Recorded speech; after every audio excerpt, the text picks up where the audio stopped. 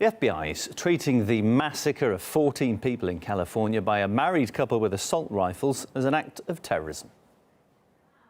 This is now a federal terrorism investigation led by the FBI. And the reason for that is that the investigation so far has developed indications of radicalization by the killers and of potential inspiration by foreign terrorist organizations.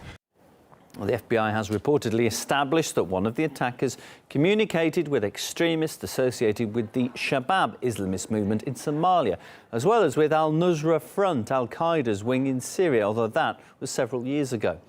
The FBI added that the killers are not considered to be part of a larger network. The two attackers were also not on the police radar prior to the deadly shooting. The couple was armed with assault rifles and handguns, and officers later found up to 2,000 bullets in their getaway car, which they'd rented several days earlier. The FBI concluded the killers had planned the attack in detail. Adis Genichikayan has more on the ongoing investigation. Investigators are looking into possible accomplices. They say at least one of the shooters had phone connections with quote-unquote other subjects of FBI's investigation. Who are these other subjects? Not clear. We just know that no one has been arrested in connection with the massacre. The FBI said the couple had destroyed their cell phones, computers, and other electronics prior to the attack. Earlier, law enforcement sources told several news organizations here that the wife, Tashfeen Malik, pledged allegiance to ISIL in a Facebook post. The sources said the post appeared just before the attack. Later was apparently deleted. Officials are working to confirm whether this was indeed Malik who posted the message. The FBI said they're also reaching out to other countries to investigate the couple's connections abroad.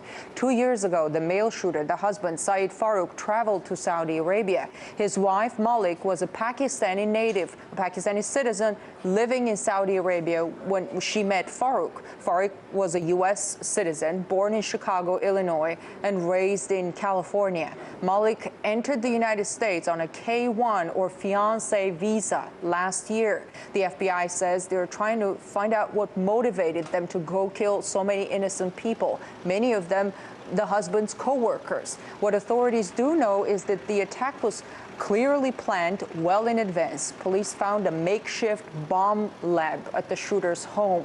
The bomb they planted, as we know, did not explode. This suggests that there could have been many more victims in this massacre. Experts are pointing out some similarities with the Paris attacks on November 13th. You have multiple shooters, a bomb, which in this case, thank God, did not go off.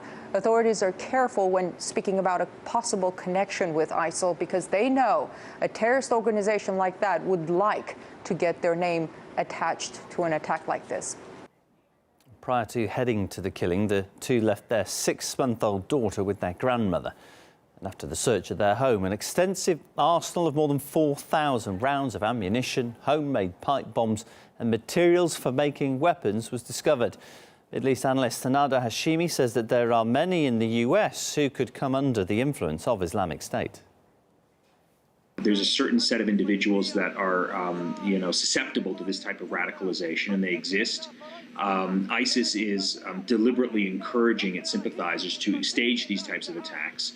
There's a lot of people, unfortunately, here in the United States, Muslim and non-Muslim, who suffer from mental health issues. Unfortunately, in this country, you can have easy access to an arsenal of weapons. You can purchase them legally, and nobody is willing to do anything about it, no senior politician, because of the stranglehold that private lobby groups have on politicians here, and I'm speaking about the NRA. So I think we're going to see more of this. In the aftermath of the Paris atrocities, ISIL has been threatening attacks on US soil. And just last week, President Obama tried to reassure the American public that their country was safe from terrorism. Journalists have been left wondering why the US administration, though, was reluctant to call the latest attack an act of terrorism. Right now, we know of no specific and credible intelligence indicating a plot on the homeland. And that is based on the latest information I just received in the Situation Room. We're seeing a situation right now that, for all intents and purposes, appears to be an act of terrorism, where the administration is reluctant, seemingly, to say so. And then, of course, there's the question about whether or not the president should properly be making reference to Islamic jihadism or radical Islamist terrorism as opposed to just violent extremism? These are questions that go, as you know, to the rhetorical function of the presidency. And so I just ask you, does this president have a problem with his rhetoric where terrorism is concerned? Well, maybe in the mind of his critics, but he certainly doesn't when it comes to his resolve in confronting terrorism and keeping the country safe. Earlier we heard from the Director of Terrorism Research at basicsproject.org, who explained why the authorities didn't want to refer to the killings as terrorism from the start.